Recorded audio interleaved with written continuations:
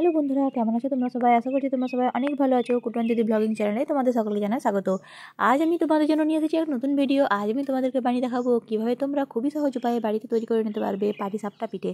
শীতকাল মানেই হলো পিঠে পুলির উৎসব, আর এই পিঠে পুলির উৎসব মানেই হলো তার অন্যতম হলো কিন্তু পাটিসাপটা। তো পাটিসাপটা তৈরি করার জন্য আমি প্রথমে এখানে চালটাকে ভিজিয়ে নিয়েছিলাম, আর এরপর এটাকে কিন্তু আমি শিলে খুব ভালো করে গুঁড়ো করে নিয়েছিলাম। এরপর আমি যেটা করবো, আমি কিন্তু মিক্সার গ্রাইন্ডারে এটাকে আবার খুব ভালো করে গুঁড়ো করে নেবো। তো দেখো চালটা কিন্তু খুব সুন্দর করে গুঁড়ো করা হয়ে গেছে। এরপর আমি যেটা করেছি, একটা বাটি এখানে নিয়ে নিয়েছি, আর এই বাটিটার মধ্যে আমি নিয়ে নেবো এখানে চালের সেই গুঁড়োটা। এখানে আমি নিয়ে নিচ্ছি 2 চামচ চালের গুঁড়ো, আর এই চামচেরই কিন্তু 1 চামচের মতো এখানে নিয়ে নিচ্ছি আমি ময়দা।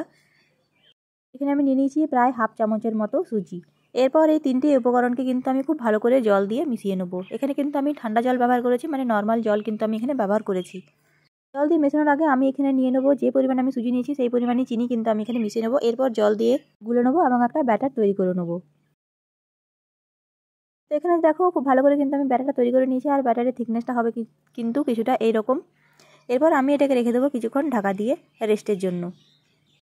এখন দেখো আমি এখানে নিয়ে নিয়েছি একটা তাওয়াটা কিন্তু আমি খুব ভালো করে গরম করে নেবো। এই ব্যাটাটাকে আমরা আধ ঘন্টার জন্য ছেড়ে রেখেছিলাম। এই ব্যাটাটা দেখো এখন কিন্তু অনেকটা পরিমাণে তোমার থিকনেস হয়ে গেছে। যে সুজিটা ছিল সুজিটা কিন্তু জলটাকে অনেকটাই টেনে নিয়েছে, আর ব্যাটাটা কিন্তু দেখতে কিছুটা এরকম টাইপের হয়ে গেছে। দেখো আমি নিয়ে নিয়েছি এটা কলাপাতার ডাল, আর কলাপাতার ডালটা কিন্তু খুব ভালো করে আমি ছেঁচে নিয়েছি সেটাকে তেলে ব্রাশ করার জন্য, মানে অয়েল ব্রাশ করার জন্য কিন্তু আমি এটাকে নিয়ে নিয়েছি। এরপর আমি যেটা করবো, সামান্য একটু তেল নিয়ে কিন্তু সাদা তেল নিয়ে আমি এই তাওয়াটাতে খুব ভালো করে লাগিয়ে নেবো।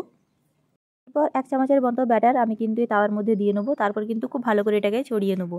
মানে তাওয়াটা ধরে যখন তোমরা ঘোরাবে তখন কিন্তু এটা অটোমেটিকলি খুব ভালোভাবে কিন্তু গোল হয়ে এটার উপরে ছড়িয়ে যাবে। তোমরা চাইলে কিন্তু চামচ দিয়ে এটা তৈরি করতে পারো। এই পিঠেটা তৈরি করার সময় গ্যাসের আঁচ কিন্তু একদমই লো ফ্লেমে রাখতে হবে। হাই ফ্লেমে রাখলে কিন্তু পিঠেগুলো পুড়ে যাওয়ার সম্ভাবনা থাকে। এরপর যখন দেখবে যে উপরের অংশটা শুকিয়ে গেছে, শুকনো শুকনো হয়ে আসে, তারপর কিন্তু তোমরা এখানে পুর দিয়ে নেবে। তোমরা যে যেরকম পুর পছন্দ করো, কেউ ক্ষীরের পুর, কেউ নারকেল পুর, যে যেরকম পুর পছন্দ করো সেই অনুযায়ী কিন্তু দেবে। আমি কিন্তু এটা এখানে দিয়ে দিয়েছি তোমার নারকেল গুড়ের পুর। খুব ভালো করে কিন্তু নারকেল গুড়ের পুরটা আমি দিয়ে নিয়েছি, আর এটার পাশ দিয়েও দেখো আমি সামান্য লাগিয়ে নিয়েছি সাদা তেল। এরপর একটা খুন্তি দিয়ে কিন্তু আমি দেখে নেবো যে এটা আমাদের ঠিকঠাকভাবে উঠছে কিনা। দেখো খুন্তি দিয়ে কিন্তু আমি 4-5টা খুব সুন্দর করে এটা উঠিয়ে নিচ্ছি, যাতে এটা যখন আমরা রোল করব তখন যেন এটা ভেঙে না যায় বা খুব সুন্দরভাবে কিন্তু উঠে যায়।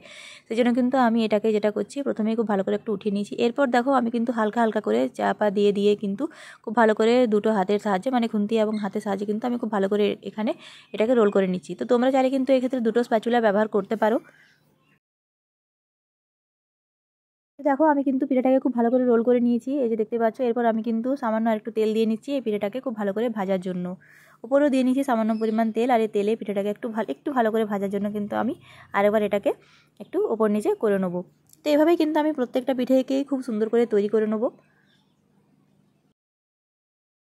তো দেখো এই পিঠেগুলোকে কিন্তু আমি এভাবে খুব সুন্দর করে তৈরি করে নিয়েছি। পাটিসাপটা পিঠে খুবই সহজ উপায় এবং একদম কম খরচে কিন্তু তৈরি করা যায় এই পাটিসাপটা পিঠে। খেতেও কিন্তু হয় একদম অসাধারণ। তো তোমরাও কিন্তু বাড়িতে অবশ্যই তৈরি করে নিতে পারবে এইভাবে পাটিসাপটা পিঠে। একটা পিঠেও কিন্তু তোমাদের ভেঙে যাবে না, যে প্রসেসে আমি দেখালাম সেই প্রসেসে করলে। এখন আমি পিঠেটাকে একটু সুন্দর দেখানোর জন্য খুব সুন্দর করে সাজিয়ে নিচ্ছি। গোলাপের পাপড়ি নিয়েছি, আর নিয়ে নিয়েছি কিশমিশ। এই কিশমিশ এবং গোলাপের পাপড়ি দিয়ে কিন্তু খুব ভালো করে এটাকে আমি সাজিয়ে নিচ্ছি। আমার এই পাটিসাপটা পিঠের রেসিপিটা তোমাদের কেমন লেগেছে অবশ্যই কিন্তু কমেন্ট করে জানিও। ভিডিওটা ভালো লেগে থাকলে কিন্তু চ্যানেলটিকে লাইক, সাবস্ক্রাইব এবং শেয়ার করতে একদম ভুলবে না। সবাই খুব ভালো থেকো, সুস্থ থেকো। খুব তাড়াতাড়ি দেখা হবে তোমার সাথে একটা পরের ভিডিও নিয়ে। আমার ভিডিওটা কেমন লাগলো অবশ্যই কিন্তু কমেন্ট করে জানিও। তোমাদের একটা কমেন্ট কিন্তু আমার জন্য খুবই উপকারী। যদি ভিডিওটা ভালো লেগে থাকে তাও কিন্তু অবশ্যই জানিও, যদি ভালো না লাগে তাও কিন্তু জানিও।